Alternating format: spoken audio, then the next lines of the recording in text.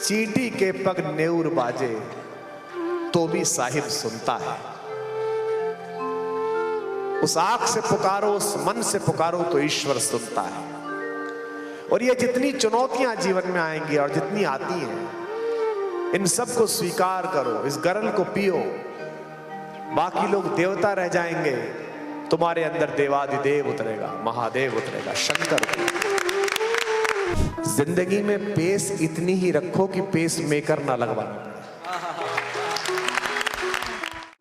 कभी ईश्वर को स्मरण करते समय मन में यह संकल्प आए कि ये वाला श्लोक मुझे नहीं आता, ये मैंने अकेला पढ़ा, ये मैंने अधूरा पढ़ा, तो मन को संकोच में मत करना, क्योंकि जिसके पास भेज रहे हो वो पिता है। वो तुम्हारे बिना कहे भी तुम्हारी भावनाएं जानता है।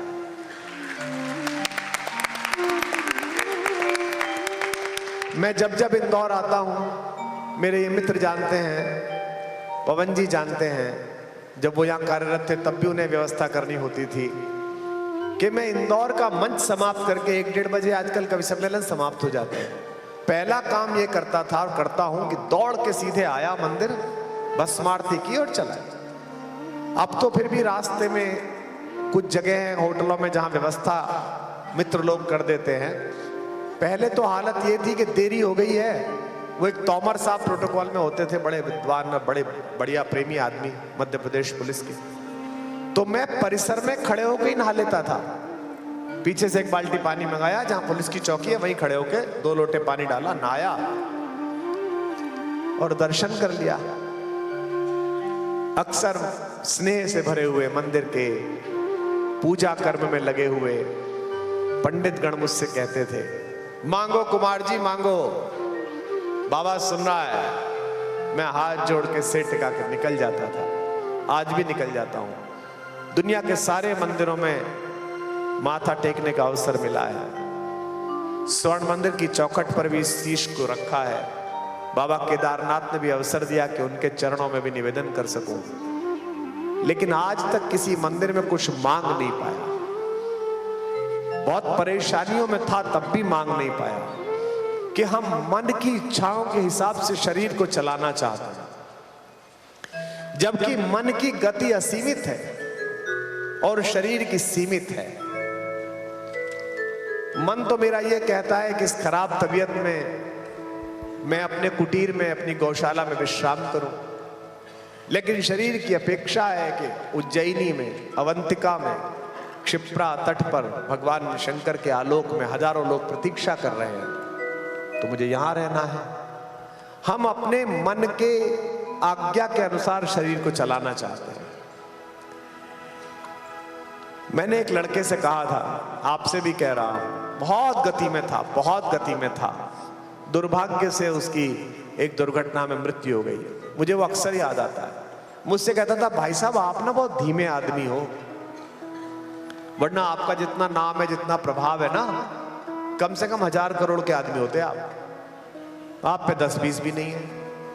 आपने पता नहीं कैसे कैसे वो क्या बना दिया, आप खुद कुछ बने नहीं। मुझसे कहता था वो प्रोफेसरशिप भी करता था, प्रॉपर्टी डीलिंग भी करता था, और भी कई काम करता था। मैंने जो उससे बात कही, इस लड़के से भी कहना चाहता हूं, इस मनुष्य से जिसने भी ये प्रश्न भेजा, हो सकता है आयु में मुझसे बड़े हुए सज्जन, जिंदगी में पेस इतनी ही रखो कि पेस मेकर ना लगवाना पड़े।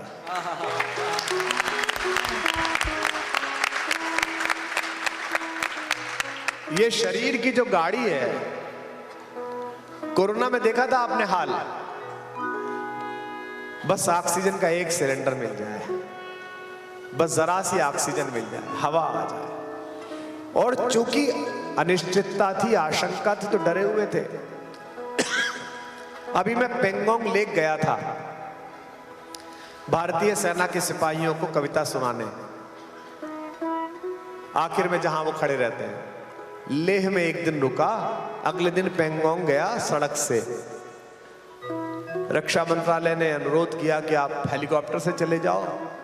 मुझे लगा हिमालय की यात्रा करनी है, नाथुला देखना है, तो सड़क से जाते हैं। एडवेंचर भारी पड़ गया। पेंगोंग में ऑक्सीजन नापी तो 76 थी। कोरोना में अगर किसी की 76 निकलती तो वो सुबह काम आता आरती में।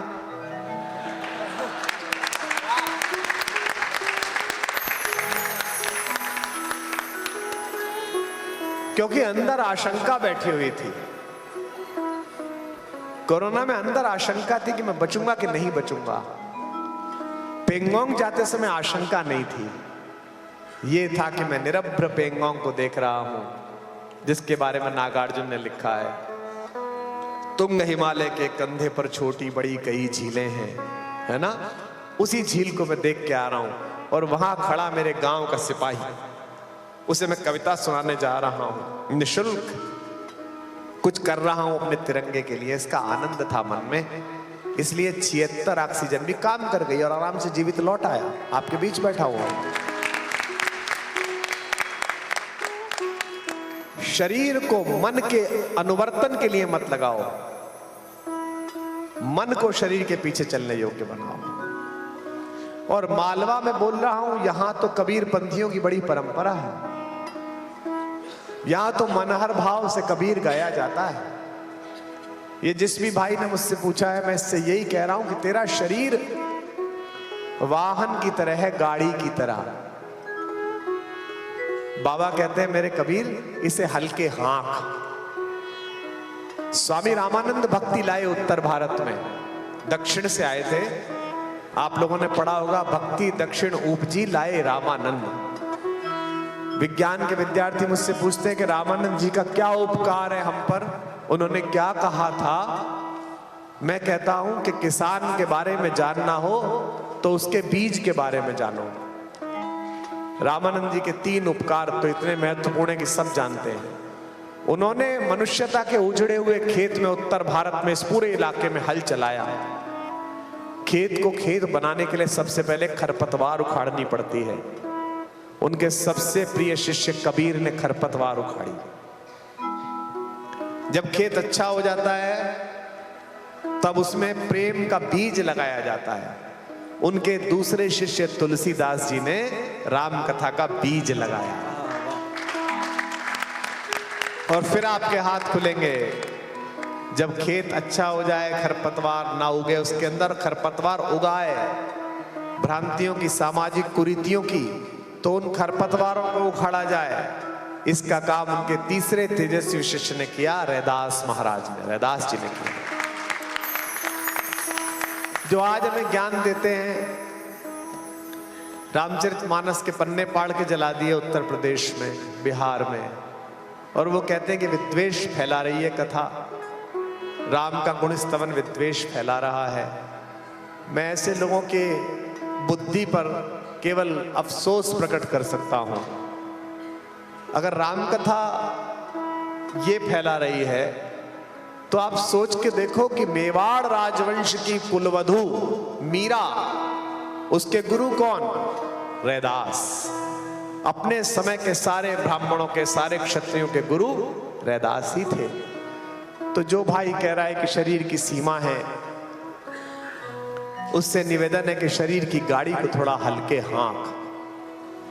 गा लेते हैं, ऐसे भी मजा मन कर गया मेरा। आज तू जरा सुर लगा बेटा। जरा हल्के गाड़ी हाँको मेरे राम गाड़ी वाले, जरा हल्के गाड़ी हाँको मेरे राम गाड़ी वाले, जरा हौले हौले गाड़ी हाँको मेरे राम गाड़ी वाले, जरा हौले हौले गाड़ी हाँको मेरे राम गाड़ी वाले। गाड़ी आगे चलेगी कैसे जब तक आप साथ नहीं आएंगे तालियों के साथ। जरा हल्के गाड़ी हाँको मेरे राम गाड़ी वाले, जरा हल्के गाड़ी हाँको मेरे राम गाड़ी वाले, जरा हौले हौले गाड़ी हाँको मेरे राम गाड़ी वाले, जरा हौले हौले गाड़ी हाँको मेरे राम गाड़ी वाले। अब ये गाड़ी शुरू में तो बड़ी सुंदर थी। नई गाड़ी आदमी लाता है तो अंदर का पॉलीथीन भी नहीं उतारता। नई गाड़ी की स्मेल भी होती है ना। सुगंध होती है उसमें एक। यौवन आता है तो ऐसा लगता है कि जमीन में पैर मारूं तो पानी निकल आएगा। संतोषानंद जी की पंक्ति है, मतलब यही सिखाती है हुस्न की किताब के मौसम में तो कांटे पे भी आ जाता है शबाब। सौंदर्य फूट रहा है। स्कूल जाती हुई बच्चियों को देखो, ऐसा लगता है जैसे देवता प्रकृति के रूप में, चेहरे के रूप में नीचे उतर आए। ये सुंदर लगती है जाती हुई। तो 16 साल का, 17 साल का सौंदर्य। तो ये जो शरीर की गाड़ी थी, ये बड़ी रंगीन, बड़ी अच्छी, मसे भीगी हुई यौवन। गाड़ी मारी रंग रंगीली, पहिया है लाल गुलाल। गाड़ी मारी रंग रंगीली, पहिया है लाल गुलाल। गाड़ी मारी रंग रंगीली, बैठन वाला राम भैया, हल्के गाड़ी हांको मेरे राम गाड़ी वाले। जरा हौले गाड़ी हांको, जरा हल्के गाड़ी हांको मेरे राम गाड़ी वाले। जरा हल्के गाड़ी हांको मेरे राम गाड़ी वाले। गाड़ी बिल्कुल ठीक चल रही थी। खाना अवॉइड किया जा रहा है, चाय पी जा रही है, 5-5 चाय, 6-6 चाय, सिगरेट पी जा रही है, महफिलें चल रही हैं, शेरो शायरी चल रही है। माँ कह रही है बेटा खाना खा ले। पता नहीं क्या चिंता है इन्हें। अरे खा लूंगा, मारा थोड़ी जा रहा हूं। यही सब करते हैं। 30-40 होने लगे। अचानक एक दिन नहाते नहाते पीठ पर हाथ गया तो एक गांठ दिखाई दी। पहले पत्नी को दिखाई कि क्या है, उसे लगा कुछ सूजन आ गई होगी। 3-4 दिन अवॉइड करी। फिर किसी पढ़े लिखे दोस्त से कहा यार मेरे गांठ आ गई है। उसने कहा तुरंत दिखा, चेक करा, कुछ गड़बड़ नहीं होनी चाहिए। अब बायोप्सी हुई, अब हिली हुई है गाड़ी कि क्या रिजल्ट आएगा।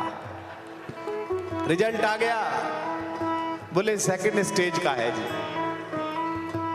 गाड़ी अटकी रेत में भाई, मचल पड़ी है दूर।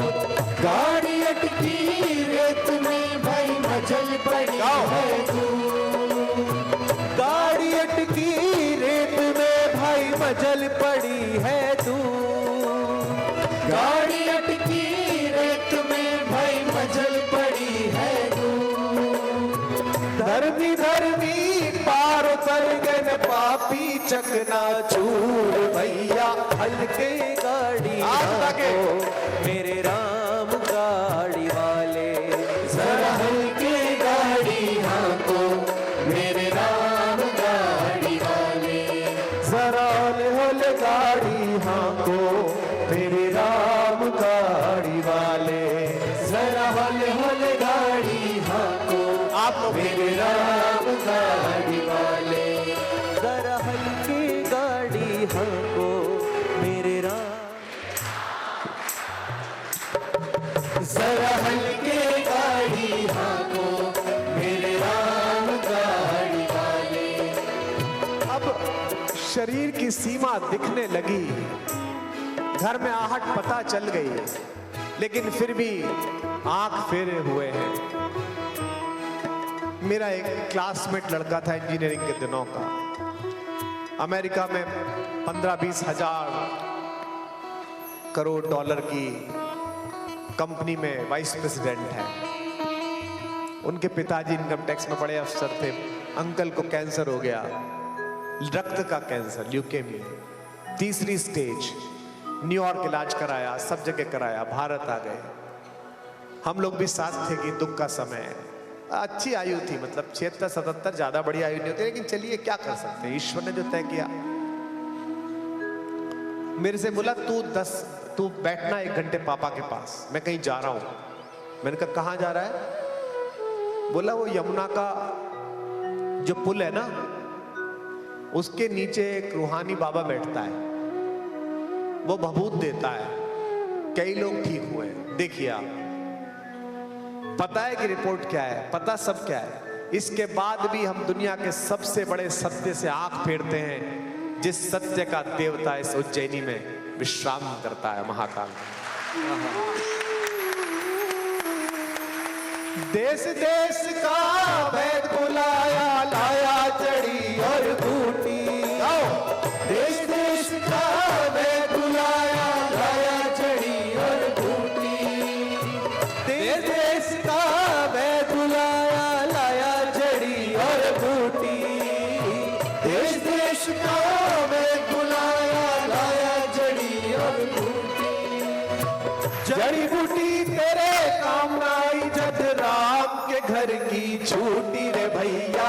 हल्के गाड़ी आंखों मेरे राम गाड़ी वाला। जरा हल्के गाड़ी आंखों मेरे राम गाड़ी वाले। जरा धीरे धीरे गाड़ी हाँको मेरे राम गाड़ी वाले। जरा धीरे धीरे गाड़ी हाँको मेरे राम गाड़ी वाले। धीरे धीरे धीरे धीरे धीरे हाँको मेरे राम गाड़ी वाले। धीरे धीरे धीरे धीरे धीरे आप धीरे धीरे नहीं, मेरे राम गाड़ी वाले। जरा हल्के गाड़ी हाँको मेरे राम गाड़ी वाले। जरा हल्के गाड़ी हाँको मेरे राम गाड़ी वाले। जिस शरीर से, जिस काया से इतना प्रेम था, जिन जुल्फों में, जिन उंगलियों में कामदेव स्वयं आकर नर्तन करते थे, वो शरीर निष्प्राण हुआ तो पूरा परिवार जो प्रेम करता था उसका सबसे बड़ा कहने लगता, हाँ भैया करो अब तैयारी भैया। क्या समस्या हो गई? वो सिरौन से छोटे वाले फूफा जी आने हैं। आ जाएंगे बेटा, आ जाएंगे, तब तक चलो बढ़ाओ, माँ रास्ते में मिल जाएंगे। चार जना मिले माई घोड़ी। चार जना मिले मत उठाया बांधी काट की घोड़ी। चार जना मिले मत उठायो बांधी काट की घोड़ी। गाइए, चार जना मिले मत उठायो बांधी काट की घोड़ी। ले जाके मर घट में रख दी फूंक दिनी जस होरी रे भैया। हल्के गाड़ी हाँको मेरे राम गाड़ी। हाथ उठा के सर हल्के गाड़ी हाँको मेरे राम गाड़ी वाले। जरा होले होले गाड़ी हाँको मेरे राम गाड़ी। मुस्कुरा के जरा होले होले गाड़ी हाँको मेरे राम गाड़ी वाले। बचपन से कहते रहे भगवान करता है, भगवान करता है। जी भगवान करने वाला है, कुछ भी हो जाए। अजी मैं क्या करने वाला हूँ, भगवान करने वाला है। और उसी दिन एक संकट में समझ में आ गई, नहीं नहीं भगवान नहीं मानना। ये क्या कर दिया? कहता अनहोनी हो गई। पृथ्वी पर कुछ अनहोनी होती ही नहीं है। अगर हो गई है तो वह अनहोनी नहीं है। बिलख बिलख कर गिरिया रोई बिछड़ गई रे मेरी जोड़ी। बिलख बिलख कर गिरिया रोई बिछड़ गई मेरी जोड़ी। बिलख बिलख कर गिरिया रोई बिछड़ गई रे मेरी जोड़ी। बिलख बिलख कर गिरिया रोई बिछड़ गई मेरी जोड़ी। कबीर सुनाओ वही साधो जिन बांधी दिन तोड़ी रे भैया। हल्के गाड़ी हाँको मेरे राम गाड़ी। झूठ के तरह हल्के गाड़ी हाँको मेरे राम गाड़ी वाले। जरा धीरे धीरे गाड़ी हाँको मेरे राम गाड़ी वाले। जरा धीरे धीरे गाड़ी हाँको मेरे राम गाड़ी वाले। धीरे धीरे धीरे धीरे धीरे हाँको मेरे राम गाड़ी वाले। धीरे धीरे धीरे धीरे जरा हल्के गाड़ी हाँको मेरे राम गाड़ी वाले। जरा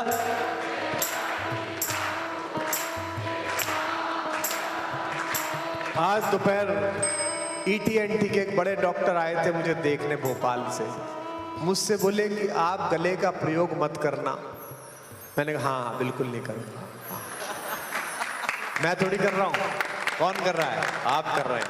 जरा हल्के गाड़ी हाँको मेरे राम गाड़ी वाले, जरा हल्के गाड़ी हाँको मेरे राम गाड़ी वाले, जरा हल्के गाड़ी हाँको मेरे राम गाड़ी वाले, जरा हल्के गाड़ी हाँको मेरे राम गाड़ी वाले, जरा हल्के गाड़ी हाँको मेरे राम गाड़ी वाले, जरा गाड़ी वाले मेरे राम गाड़ी वाले, जरा राम गाड़ी वाले मेरे राम गाड़ी वाले, मेरे राम गाड़ी वाले मेरे राम गाड़ी वाले। बोल सियावर रामचंद्र भगवान। भैया तेरी समझ में आ गया कितने हल्के हाँकनी है? एक बात तो है, जिसने भी ये प्रश्न पूछा था उसको धन्यवाद कि उसने अचानक ही मुझे शंकर के नगर में राम पर चर्चा करते समय कबीर बाबा से जोड़ दिया। उसके लिए मैं बहुत आभार व्यक्त करता हूं। देखो ये कहानी क्यों सुननी है, ये कथा क्यों जाननी है। मैंने कल बोला था जब हमारे दशमेश पिता के एक वंशज यहां बैठे थे कि मैं गुरु तेग बहादुर के शहादत के पर्व पर बड़ा प्रसन्न हुआ, और कारण भी बोला कि क्यों प्रसन्न हुआ। इतिहास के बहुत सारे पन्ने ऐसे हैं जिनकी चर्चा पिछले 60-70 साल से जानबूझ के नहीं की जाती, और युग के हर एक वक्ता के लिए आवश्यक है कि वो अपनी संस्कृति को वो सब बताता चले। औरंगजेब जो क्रूरता का पर्यायवाची रहा है, वो कविता लिखता था, आपको पता है? फारसी में कविता लिखता था। शाहजहां उनके पिता तो कवि थे ही, जिनके बारे में मैंने आपको बताया था कि उन्होंने अपनी मोहब्बत का एक मकबरा बनवाया था अपनी 14वीं पत्नी का। हाँ, उनकी 14वीं पत्नी थी, वो उनके दूसरे पति थे, और वो 12वें बच्चे को जन्म देते हुए दिवंगत हो गई। तो शाहजहां को दुख रहा कि वो पूरा प्रेम नहीं कर पाया। तो शाहजहां ने उस प्रेम को अपनी स्मृति में स्थायी करने के लिए बंगाल में अकाल में लोग मरने दिए, लेकिन जनता के टैक्स के पैसे से एक सफेद रंग की इमारत बनाई जिसे राष्ट्राध्यक्षों को दिखाया जाता है कि ये देखो। मेरे हाथ में तो कभी ये निर्णय आना नहीं, जैसे मेरे कर्म है, लेकिन अगर निर्णय आ गया कि दुनिया का जो राष्ट्राध्यक्ष दिल्ली उतरेगा उसे अगले हवाई जहाज से धनुष कोटि पर भगवान राम का सेतु देखने भेजूंगा।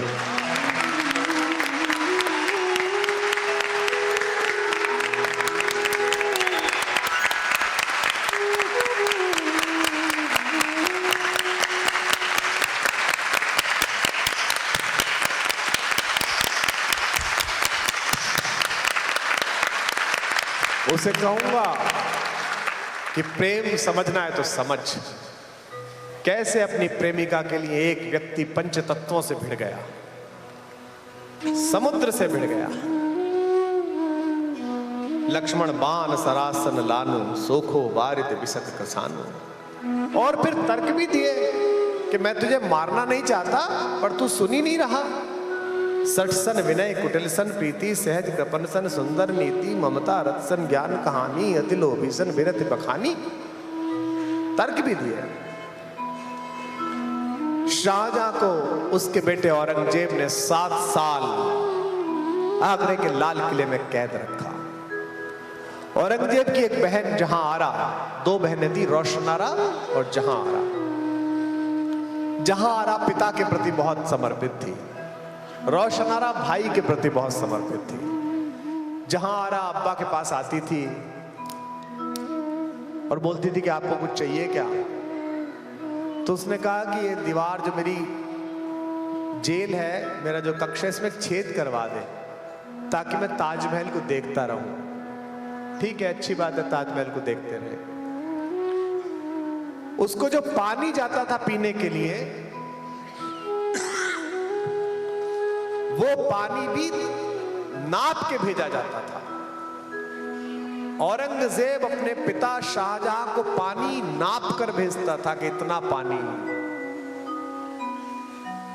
इसका मतलब यह है कि अगर हुकूमतें मिल जाएं तलवार के बल पर, अगर किसी देश की अस्मिता को आप छलपूर्वक लूट भी लें, तब तक अगर उसकी संस्कृति का भान आपको नहीं है तो आप कुछ नहीं कर पाएंगे। फिर कितने भी लाल किले बना लेना हिंदुस्तान का पैसा लूट कर, एक ना एक दिन आएगा कि उसी लाल किले में गुरु तेग बहादुर का यश पूजेगा।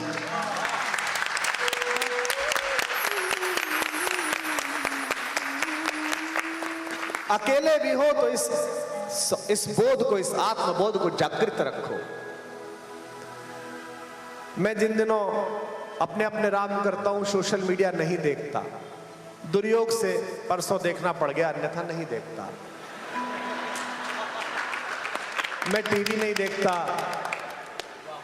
मैं मोबाइल नहीं देखता, अपने घर के लोगों को देखता हूं। तुम ट्वीट कर दो, माता पिता से बात करनी है तो कोई खास बात हो तो बता देना, तो मैं देखता नहीं। लेकिन मैं भारत में कुछ भी कहूं, अगर मेरी भारतीय अस्मिता पर कोई बाहर का हंसे तो मैं उससे ऐसे भिड़ता हूं जैसे मुझे ही जिम्मेदारी दे रखी हो प्रधानमंत्री जी ने, क्योंकि मेरा काम नहीं है ये। वर्षों के यत्न से ऑटो रिक्शा से भी कम पैसा खर्चा करके महर्षि अगस्त के वंशजों ने, वैज्ञानिक ऋषि विश्वामित्र के वंशजों ने, वाल्मीकि के वंशजों ने, वराह मिहिर इसी उज्जैनी के, विक्रमादित्य के नवरत्नों में से एक के वंशजों ने चंद्रमा पर यान भेजा। जिस दिन यान जा रहा था, अगर आप उस दिन मेरा ट्विटर देखते तो ऐसा लग रहा था जैसे मेरे छोटे भाई की शादी होने वाली है। मैं बस अब पहुंचा, ये वो, इंद्र के सम्राट को जाकर खबर कर दो, रोज ही आकाश चढ़ते आ रहे हैं हम, रोकिए जैसे बने इन हिंद वालों को, स्वर्ग की ही ओर बढ़ते आ रहे हैं। मैं लिख रहा था, कवि हूं, भावुक हूं, बौरा गया था। शाम को चंद्रयान कुछ मिलीमीटर के हिसाब से गलत उतर गया। इसरो में भी दुख पसरा। देश के प्रधानमंत्री ने अभिभावक की भूमिका निभाते हुए के शिवम को अपने गले लगाया और कहा कोई बात नहीं, पहले प्रयास में सफलता नहीं मिली, आगे मिलेगी, पूरा देश तुम्हारे साथ खड़ा हो। बड़ा भावुक पल था। हम सब कष्ट में भी थे और गौरव में भी थे। ये ऐसे है जैसे ईश्वर करे एक दिन हम वर्ल्ड कप फुटबॉल के फाइनल में हार जाएं, तो हम बड़े प्रसन्न हो जाएंगे कि यार चलो फुटबॉल में फाइनल तक तो पहुंचे, और हार गए तो अगली बार जीतेंगे। जिस देश में अभूतपूर्व ऋषि वैज्ञानिक कस्तूरी रंगन और एपीजे अब्दुल कलाम ने साइकिल पर सामान ढोकर मिसाइल लॉन्च किए हों, आज पूरी दुनिया अपने मिसाइल छुड़वाने के लिए हिंदुस्तान के श्रीहरिकोटा में आती है।